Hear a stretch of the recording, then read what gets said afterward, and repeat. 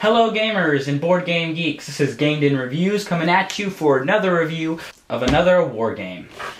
So the game that I'm reviewing today is Avalon Hill 1977 edition of the Battle of Gettysburg. This game first came out in the 60s and ever since then went through 3 more versions.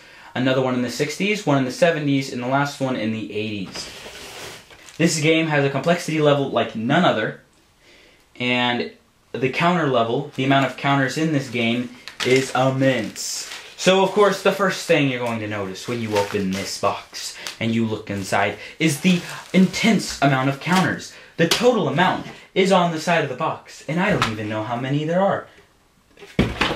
There is over 1,000 counters in this game, so keep that in mind if you plan on getting this. And there are no extra pieces, so every single counter needs to be there. Well, most counters. You've got, and they're separated into 3 groups. The first group is the basic game counters, the second group, the intermediate game counters, and the third group, the advanced game counters, which most of the intermediate counters are also in. Basic game counters right here. There's about a small handful.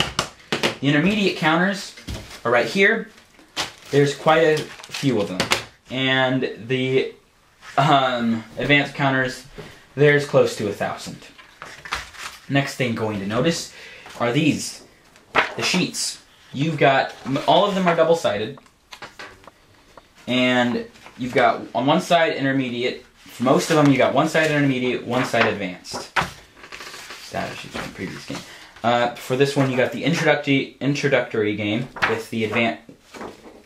You got the introductory game sheet with the advanced game sheet on the back.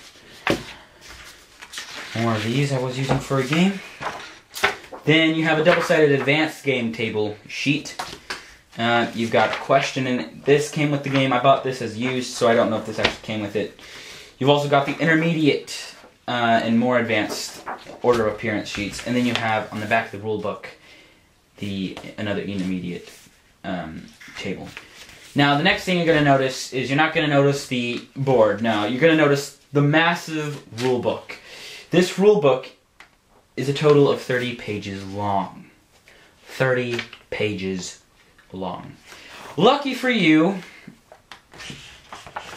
page 23 to 30 are used for gameplay and reference. So page 25 to 30 are used for gameplay. You're going to want to copy a lot of these out like I did here if you're going to want to play one of these games, but they're only used for advanced, and I do not recommend playing the advanced game. Okay, so this game is a 3-in-1 game. You can play this game 3 separate ways. It comes with counters for each game, and each game is played completely differently. Your first game is going to be the introductory version of the game. It is a measly 2 pages long and is very simple. It has the basic complexity of checkers. Well, in between checkers and chess. The length of it is like a checkers game, or in between a checkers and chess game, so I'd recommend this game. It's rather simple to learn, easy to learn, and it's quick to play. Very fun as well. I know someone who doesn't really like playing strategy games with me, and he thoroughly enjoyed this game. At least the basic. Next game that you're going to want to learn is the intermediate Gettysburg game. It is a total of 6 pages long of rules. The intermediate Gettysburg is actually not quite complex. It's got the basic complexity of chess. Well, if you mix chess with Risk, you get intermediate. The playtime of intermediate Gettysburg is that of chess. Chess and Risk combined. It can take 2 hours to 2.5 hours. It's quite a long game, but it's very fun. And again, it's completely different from the basic version, so don't think that you'll know anything and you can skip certain parts. Both these are rather well written and are very easy to understand. Next up, if you decided, I've played both of these games, I understand them, I think I'm ready for Advanced Gettysburg, okay, alright. It's a total of 12 pages of rules, small print, and the pages are filled to the brim with rules. The rules are poorly written, and there's a lot of questions unanswered in the rules that are still not answered in the frequently asked questions sheet that I got in this game. Even with highlighted rules and rules that were fixed or rewritten to make more sense by the people who previously owned this game, it still made no sense to me. And on top of all that, the complexity of this version is immense. Each round is separated in 20-minute intervals. So you start at 7 a.m. July 1st, then 7:20, then 7:40, then 8 a.m. And each round takes about 15 minutes to completely play out, and eventually taking more and more time because you're getting more and more units into play. So each player takes a little bit more time to move each one of his units. So this game takes a very long time. I'm going for a Axis and Allies type of gameplay, where you are going for hours on end. And I'm putting the complexity level of this game way higher than that of Axis and Allies. I'm putting this probably at Game Den complexity rating, an 8. Why is it so complex? Because they are horrible at explaining stuff. I cannot play this game. Why? Because I still don't know how to do battle. On the battle sheet, you have 2 different colored numbers. Let me just find it. Okay, one of the colors is blue for the combat fire table. One of the colors is blue, one of them is black. If you follow the blue letters, you get completely different results than if you follow the black letters. And also, at what point does a unit break? What level of disorganization do you need before a unit finally breaks? That's my questions. Never explained in the rules. Maybe I didn't read them, but still, poorly written rules if I didn't catch that. And again, you have to keep track of everything, so it's a very complex game that is almost not fun unless you love keeping track of stuff for hours on end without knowing exactly what you're doing. So because this is 3 separate games, I'm giving this 3 separate ratings. Next thing you're going to notice is the board. There are 2 boards to this game. One of them shows, I'm just going to hope that I open up the right one first, and I didn't.